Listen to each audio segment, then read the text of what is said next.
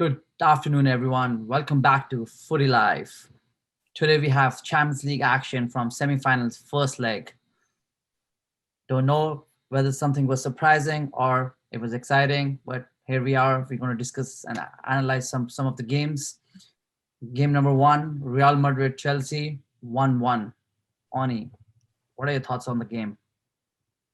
Well, good first half from Chelsea, really good. A little bit unlucky not to keep a clean sheet, I think. That being said, I don't think anyone would have stopped that shot from Benzema. So Real Madrid didn't look very good at home. It's not the first time they've struggled at home this Champions League, and it only takes one moment to score. So Benzema, fantastic take, creating something out of nothing. Carried Real throughout this match, I would say. I think he was their only good player, consistent player. Chelsea, same old struggles, more clinical in front of goal. Timo Werner should have had the goal before Pulisic even made it 1-0. So going into the second leg, Real Madrid needs to support Benzema more, and Werner needs to find his shooting boots. Yeah, absolutely. John, disappointing for Madrid. Madrid at home. What are your thoughts about this, about the game? Yeah, it's a little disappointing. You would always expect them to perform a little bit better, at home, right? Um, but again, this is Champions League, right? You have a team like Chelsea with the squad that they have. Man, they could have been up easily in the first half, 3-1. Um, but like Ani was saying, they weren't clinical enough in front of goal, right? So yeah, I mean, there's a lot of points where Madrid need to improve. I think Zidane could probably change the formation. Um, What something, what maybe what, handle the high press a little bit better. what What's formation that? are they playing right now? What formation are they playing? I think they went with a 3-5-2. It looked like Vinicius and Benzema up front. They had the two wing backs. Um, you don't really see. Well, I don't really see Madrid using that formation quite often. Yeah. Um, I think Ani mentioned that day. Why Yeah, did I was a little surprised to see three at the right? back for Real for sure. Well, Exactly. and just look at that three. So the goal scored by Pulisic, like there was such a miscommunication by Varane and Nacho. Like they both backed off towards the goal. Like as soon as the ball is placed from Rudiger, you see they both backed off. No one went to attack that. Yeah. Yeah. I was surprised who was that right back. Was it Nacho or was it Varane or there was supposed to be somebody else who was playing on the wing? I was so confused too. It was Carvajal. Yeah. So where was You Carvajal? know, I mean, he's coming off injury, right? I think it's his like second, maybe third game back. Um, but yeah, I mean that's why Zidane subbed him off second half, right?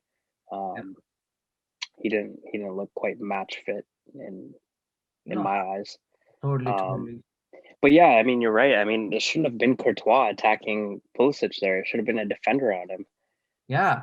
Um, Uh, and of course, credit to Chelsea. I want to give credit to Chelsea, and let's talk for about sure, for like sure. Chelsea here again. Oni, Yeah, playing good away from home. They scored a goal. Like beautiful. And Timo Werner. Yes, of course, he could have scored one or two there, but man, like the guy's coming back in form, and look at that. You play him in the middle, you play him on the left. Like the guy's been performing. Yeah, he's not scoring, but goals will come. We know that. We've played in our younger days. Goals come when you play, right? When you're consistent. Look at Zlatan at United. He was struggling, and goals come. His first season. What are your thoughts on Werner? I don't know if goals will come, to be honest. Chelsea's kind of like a bit of a striker's graveyard for anyone who's followed Drogba there. So fingers crossed, absolutely. We know what he can do. It's just, is he going to find the confidence to find his ability again and slot them away? What was Drogba's jersey number? It was 11, wasn't it? 11. Yeah. 11. And what is who's the number 11 now? Good question. I don't know if there's one actually. Yeah, because Is the reason I said this was Ronaldo's curse, number seven. No, number seven has been successful at Old Trafford, and finally Cavani is starting to show. I even DM'd him saying him, "Hey man, just don't wear number seven so that you can score more goals." So I was just wondering, who is that? The Drogba curse? Yeah, I don't know. You I don't know. It's tough to say. And now there are rumors coming out of Italy, right? Chelsea wants Lukaku, like Lukaku back to Chelsea. We'll What do you see what think? happens in the summer. Yeah. True. Honestly, yeah. Perfect. Moving forward, what are your thoughts? What are your thoughts on the second leg here? Ron, why don't you start? I mean, yeah, going back to that. I mean, I would like to see maybe Hazard jump in a bit. You know, yeah, he only got 10 minutes, but I do want to see him in action again. And who knows? A player like Hazard with his history, um, just his ability alone, he could be a game changer, right? He could be that player to provide for Benzema. He wasn't getting that service in the first match, so who knows? Perfect. Yeah, Ani, what do you think about second leg here? I agree with you, John. I think seeing Hazard start the match, maybe Real going back to a what is it they normally play, a 4-2-3-1, I believe. Hmm. I think Hazard would be very lethal on the wing with Benzema in the middle, definitely get better service, and they'll also be more comfortable defensively. That's what they're used to. I can only say I was shocked to find out they played a back three. Yeah. Um, Second leg, I said before the semifinals, don't expect it to be the most thrilling and exciting matchup in Champions League history here. And that's what we saw. We saw a 1-1. And I said if Chelsea advance, it could very well be either by one goal or even on the away goals rule. So there is a very strong possibility that we may see a 0-0 in the second leg, right? It's Very good. I don't think either team is going to come out pressing hard to start. Um, Maybe in the second half, something might change where if it is 0-0, Real knows they need to give a little more momentum, a little bit more pressure. But I don't expect the first half to be particularly high energy yet. Totally. Okay. And it's very interesting because if it's 0-0, Chelsea is very good defensively at home, and they might get hit on counter. So, then counter, you've got fast guys there. So it'll be very interesting second half. That's right. And that's why I think Real are going to be careful as well starting the game. They know they need a goal, but that counter attack for both sides, both clubs are aware the other team is very fast on the counter. So they'll be trying to avoid that for sure. Perfect. Well, talking about one tactics to the other tactical game, the most anticipated clash in football, two heavyweights, PSG and Man City. Everybody was watching this from all over the world. What are your thoughts about this game? Ani, let's start with you here. Well, I started the last few rounds for PSG, and I think they were very fortunate to even get to the stage in the tournament. They haven't looked good. They've been playing extremely poor. They don't create chances. Against Bayern, they did create a bit more, but against Man City, they only really actual clear-cut goal-scoring opportunity. They only created one out of open play. So take the corners and the free kicks aside. Open play, one chance, Mbappe's crossover to the box, Verratti missed it. Yeah. That was the only one chance they had the whole game. Um, of course, they controlled play from time to time. That's what happens when momentum goes back and forth for clubs. But City looked a real threat and looked more hungry to advance. They've finally got past that quarterfinal stage. They're hungry. They want to keep going. They want to take that momentum. And it's really interesting. City Guardiola sticking with what's working, which is interesting because sometimes he'll tinker with what works in the league and then not play that in Europe. So the false nine is working for him. Kevin De Bruyne's quality came out. He gained match fitness in time. So something I want to talk about though, and I was completely deceived by this. The goal Mahrez scored, I thought De Bruyne was taking it for sure. Normally, the player who places the ball takes the shot, and he stepped away from the ball last as well, pacing his steps back as if he's going to take the shot, and then Mahrez took it. So um, I do think the wall should have blocked it. I think that's the biggest mistake. I don't think Navas can be blamed for it. Having a wall that close to you, seeing it that late when the wall doesn't do their job, you're relying on your wall, right? You expect them to block it. It takes me back to the Juventus game against Porto and where Ronaldo jumped and created space and the ball got past him too, right? So it's a very, very similar situation. And it looks like teams need to keep their walls together again. They make such an effort to have someone lying on the ground behind, but then when they jump, they don't realize the ball breaks, and that's how the ball got through. So Well, PSG know they need to do more second game, and we'll see if they can do it because City's tactics were spot on, and I don't think they're going to change a thing. which is very interesting. Coming back to the wall topic. Absolutely. Like I personally think both goals should have been saved by Navas. The first goal too, he was really slow on his feet. Just a cross coming in, maybe he's misguided it. But the second one through a wall, not even in the corner. At least Sergio Oliveira's kick was in the corner. Navas could have even saved it. Maybe too late to realize it, but just poor mistakes. Both mistakes. I would say it was the goalkeeper's mistakes. We'll Yeah, I put think we'll put you behind a wall, Shanky, next time, and you can change your mind after you experience the ball coming through late. Yeah. yeah, I think it came down to the wall. For me personally, I feel like it was the wall's mistake on Yeah. that second goal. And the first goal, What's that? The first goal on Navas. I mean, I don't know what happened there. I guess last second he thought his defender was going to clear it, or he was expecting a shot or something, but he just didn't see it coming. And unfortunately, you can't be making those mistakes at this kind of stage, right, in Champions League. yeah. Um, And then something else I want to talk about City here. No, sorry, PSG here. PSG, first half, they're playing a beautiful football. They're creating chances. They're going up. They're excited. They're open. They have the confidence. Even with Bayern on, you remember the first leg, first half. They play so beautiful. They're open, not scared. And I just don't know what happens to this team. Like Bayern, the second half, first leg, nothing, no creation, right? The home game, like not many chances. Now, as you said, not many chances. I just don't know what happens with these players or what happens. Like they just like it feels like they just Switch off. demotivated, switch off very fast, right? Yeah.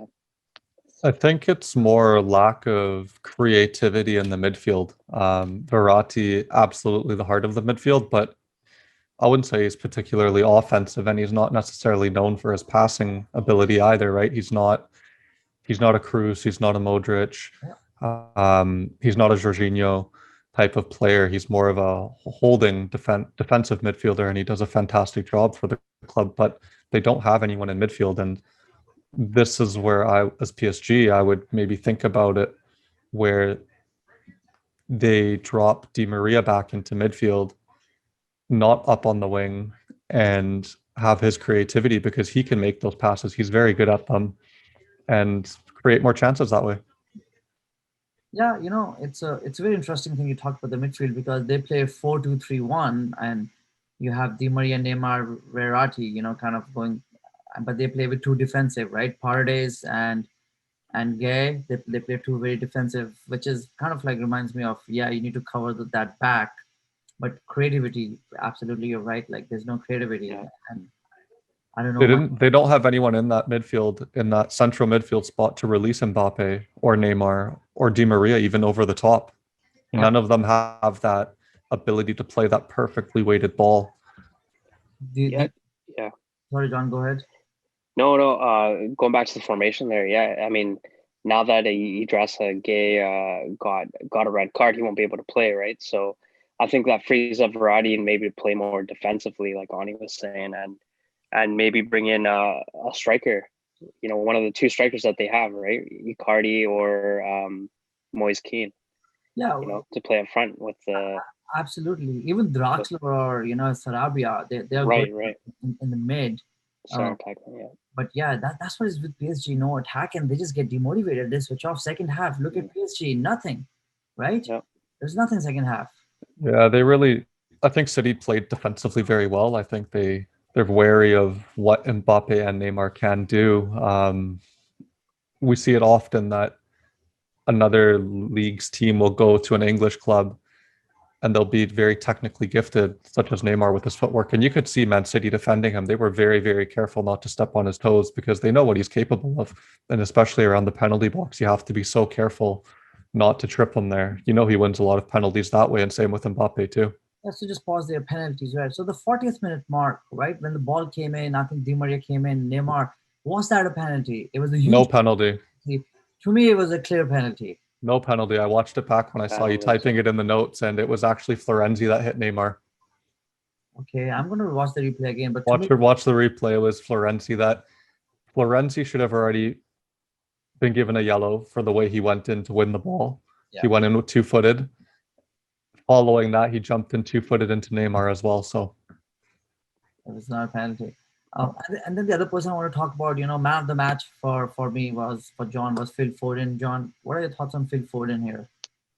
Yeah, man, such a young talent with such great potential. I mean, just the way he did, his footwork as well. I mean, not as good as Neymar's, but really, really talented kid. He could have scored a couple times in the match, right? I mean, City have such a strong squad. It's going to be tough for PSG. They have a lot to prove here if they want to make it to another final.